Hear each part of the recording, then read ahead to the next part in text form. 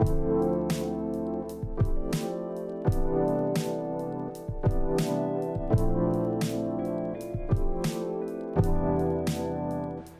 YouTube, VCT Webster here, and today I'm going to talk about chapter 259 of Black Clover. So if you haven't read the chapter yet, I suggest you do so, because there'll be a lot of spoilers. I'll be talking about everything that happened. So if you have done it, let's continue. So this chapter, we pick up where we left off in the last chapter, which was after Asta had a bit of a drama moment, like for those of you who have seen Naruto, where he talked to the devil and he told him, the devil inside him, and he told him, hey, we talked like this before already, I know you're here, can you lend me some power? And the devil says yes, but he needs to take a piece of his body with him, which we see that it's his arm, and we see that in this chapter, because the first panel, I believe it's Asta swinging his sword like this, and his whole arm looks all demony, like like the other ones who up their devil power. So yeah, so he starts, and the devil explains to Asta that power, it's only gonna last him like 50 seconds. It's very limited, because unlike the first time when he gave power to his arm, which I believe it was back at the witch's forest, when he used it to break free of the blood curse, or the blood magic that he had on him. It was he just trickled it with some anti-magic power. But this time, no, it's not just, oh, I'm giving you some power. Your arm is power. Your arm is anti-magic. And he basically says that his body won't be able to withstand that amount of power for so long. So he only has 50 seconds. So, Asta basically goes, that's enough, and he goes and attacks, and he instantly cuts one of Dante's arms off. But Dante, because of his ability, he just routes 3 more arms, each of them holding a sword. And he was like, well done, boy. Showing his, sadistic, bloodthirsty, battle-hungry side that we've been seeing these past few chapters from him. So, they start fighting, and Yami's also watching Asta fight, and he's starting to see that Dante's actually working really hard to avoid all his attacks. He deduces that that Asta arm seems to be overflowing with anti-magic, and he says, you know what? If we can get one clean hit on him, we can win. And he gets pumped up, and he's like starts attacking and everything, and they start fighting together, Asta and Yami, and it's super chaotic. And we see Finral, from outside the battle, like looking in on them, and he's amazed how, even though everything seems random and chaotic, how they're completely 100% in sync. And not only that, but also, like, despite all the danger, despite how much of a matter of a life and death this is, they still seem to be having fun. They seem to be having the time of their lives. Like, they live for battle. We see clearly how Asta and Yami are like 2 peas in the pod. They both think like they're very very much alike, and it's really, and it leads to a really nice moment. So yeah, like, they start fighting and everything. And then Asta starts, trying to slice him with his swords. And Dante, he has 3 extra arms with 3 swords, and he starts sacrificing each of his arms one by one by using that arm to disarm Asta. So first, Asta has his Demon Slayer sword, and he goes to attack, and instead of dodging, basically Dante just like shoots out his hand, one of his arms, to take away the sword. Then immediately Asta, calls out his next sword, Demon Dweller sword, and he goes to attack, and Dante uses the same thing, other arm, boom, takes it, and finally, Asta uses calls out his last sword with it, which is the Demon Destroyer sword. Sorry, forgot it for a little bit. He takes it out, and he goes for the swing, and once more, Dante, shoots out his arm, and at that moment, it seems, I'm not 100% sure, because I read the manga on my phone and it's sometimes a little small, but I believe that Yami uses his brand new attack, the black hole one, on Dante, and he basically just destroys his whole torso. And immediately after that, it all starts to come back together, and Dante starts taunting them, saying, I'm indestructible, like I am indestructible, it's over, you guys can't win. And during that whole time, like every single step of the way, the timer keeps going down on how much more time Asta can hold this new form. And it gets down to the last three, and to the last second is where Yami uses the attack and knocks us without a sword. And oh my god, there was such a beautiful sequence of panels. Yami basically grabs his own katana without even looking at Asta, without even saying anything. He just tosses it to him, and Asta again just catches the katana instinctively, infuses it with anti-magic.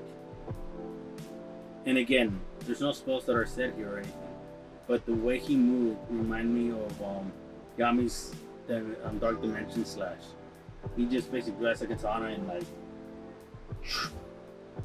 cuts Dante right towards the center, and just takes him out, like knocks him unconscious. I don't think he's dead. I think he's just knocked unconscious. But you can clearly see, like when he's laying on the floor, he's back to his human form, and he has a scar right here, and it seems to have like some kind of like, I don't know. It almost seems like the wound has some kind of poison or curse, or it might be just anti-magic. I don't know. It's kind of hard to tell because it's in black and white, but it doesn't look like a regular wound. It looks like it's doing something. And you see Asta and Yami just standing there going, "We won." It's incredible. Like, I will be honest with you people. Like, I love Black Clover, but this new arc, like, I haven't been all that excited about it. And a big part of it has to be that it seems like they're moving a little too fast, and they're all over the place. They never really established anything from the get-go. Like, it's just like, 6 months later and they start fighting. Like, there's no build-up to it. And I know I kind of miss build-up, because they had a bunch of good build-up in the previous arcs, but not in this one. But and then the fights always seem kind of weird, because it was like, I think I said this before, it was like everybody will just take out the fodder like nothing. They'll be completely overpowered, the good guys. And then you have people like Dante, Sinon, and I forgot the other girl, the one with the eye patch. They'll come in and then they'll completely overpower them. Like, there's no real struggle, as it were, if it makes sense. Like in previous is when it's, like there's a battle there and there's a struggle, and then the good guys have to push their limits. Here it's not like, it's like with the fodder, they don't have to push it all, they just completely obliterate them. And then with the main baddies, it's like they don't even have a chance to push the limits, they're just immediately taken down. It's like, what the hell? It just doesn't, it wasn't exciting for me. But this battle with Dante, with Yami and Asta, like, oh man, it was just beautiful. It brought it back to what I loved about Black Clover. That grit, that, even though the odds are stacked against us, it doesn't make sense how, but we're still gonna, try to come out on top somewhere. And I really did love that about this. It made me feel excited about Black Clover again. And also, like, I haven't been keeping up on the anime, but I know right now they're doing a lot of filler episodes that are actually canon, which is actually awesome. And it's something other anime should do, and work together with that, with the actual manga artist to make fillers that are canon, that add to the story. Because of the format of the manga, it has to be a little bit more streamlined. Whereas, they could use the fillers to further develop characters, add a little bits and pieces here, but make it all canon, that it adds to the story.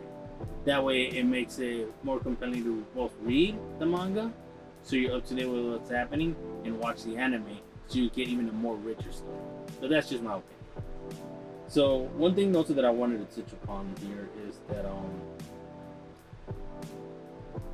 the last panel with Yami and Asta. I mean, not the last panel, the last action sequence with Yami and Asta when Yami hands Asta his sword and everything. Like, first of all, for me that was just beautiful because it really kind of shows the growth of Asta and Yami's relationship.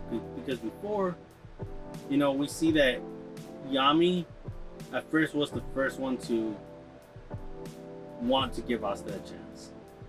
And as Asta proves himself over and over again, Yami was one of the first ones to acknowledge him as a magic knight. But I don't know, like, in this fight, it felt like Yami didn't just acknowledge Asta as a magic knight, but it seems like if it's not outright that, like, it feels like it's at the very least, he's beginning to acknowledge Asta as an equal. And by that proxy, as hopefully, possibly, the next wizard king. I don't know, like, it was just a very beautiful moment. Like, I really loved Asta's and Yami's relationship. Asta's kind of like the father figure Yami's kind of like the father figure that Asta never had, but he's not nurturing in traditional sense. But Yami really cares and believes in his teammates, even though if he's a little bit gruff about it. But the other thing that was also interesting was how Asta was able to infuse anti-magic into Yami's sword.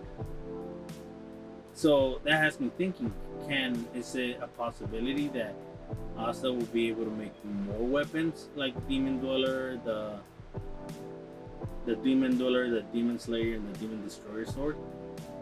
Like, can he make more swords like that? And who knows, maybe that's his net sword that he gets that he made, Yami's katana. And like, maybe by you getting swords like that, like, they each get a special power, because the way he used the katana with his anti-magic was very similar to Yami's way. So maybe that could be something else, like maybe with his anti-magic cut through dimensions or something like that, I don't know. I just feel like there's a lot left unexplored with these demon powers and Asta's anti-magic in particular, because we still don't know we know that it's because of the devil, but we still don't know what the root or how it works, what exactly it is that the anti-magic does, besides just the general thing, it negates magic. But how, like, does it cut off the magic? Does it overpower? Like, to my knowledge or to my memory, I don't remember if they ever truly fully explain how it is the anti-magic works. But yeah, like I said, this was a very, very awesome, incredible chapter. I really love this chapter. And again, like, this chapter really got me excited for Black Clover again. I'm probably gonna start watching the anime, because all those filler episodes were never in the manga, and they kind of filled that 6-month period, and I kind of want to see what it's all about. But yeah, like, again, I really like this chapter. I'm very excited about Black Clover again. I can't wait for the next chapter. I really hope that they don't, move over to like Yuno or Noel's or Lux's location, and they just stick to this, what happens in the aftermath, because it's not over. It's not over with Dante. Something has to give, because Dante seems to be the leader of the Black Triad, of the Dark Triad, and this seems still like it's very early on in the story arc, and I don't see them defeating the leader of the Dark Triad so easily, so quickly. So I see this as one of two things happening. Either he's not down, like he's immediately gonna recover and attack them or something, or they're gonna take him prisoner, whatever.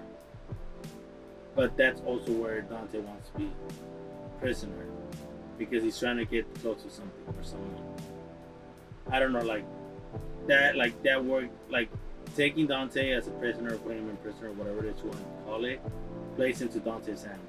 Maybe that's how he gets close to the Wizard King and takes it, because they're looking for arcane magic users. Or maybe, and I really hope this is not the case, because like for me, for me personally, I don't like it that Dante is really not the leader of the Dark Triad, and it's either the girl with the eye patch or Xenon.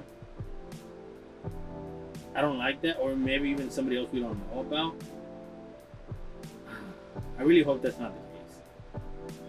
But again, let's see what they do. But I really do hope we see what happens next, because I just know it in my gut that this is not the end of this match. This is not the end of it. Something has to happen. Like, Asta and Yami can't just win this one, and they can't just take out this leader like right away. Something has to happen. Kind of like what happened with Lynch, I can't pronounce that name, when they almost defeated him, you know, quote unquote, back in the cave, where Yami and Asta did their little combo, and Asta sliced him and broke his forbidden seal. Like, they technically kind of defeated him, but not really. And the other guys, they had to run away so that he wouldn't blow up everything. You know what I mean? So yeah, I don't know, like something like that has to happen. I just don't see Dante being completely defeated this early on anymore, because they really played him up way too much for it to be just this one battle and that's it. Alright, anyways, those are my thoughts on this chapter. Hit like if you like this video. Please hit subscribe so you could, catch my other videos as they come out. And I swear, I know I've been sucking with videos to getting them out. I've been working on trying to get more content out, but I just started work and I'm about to start school. But once I start school, I'm probably gonna have more time, because I might have to cut back on work, because work is really gonna conflict with school, and it's gonna give me a bit more free time, but less money. But yeah, so yeah, again, hit subscribe and hit the notification button so you can be notified on the rare occasions that I actually upload videos, and I'm gonna try to be more consistent. Again, thanks for watching, and thank you.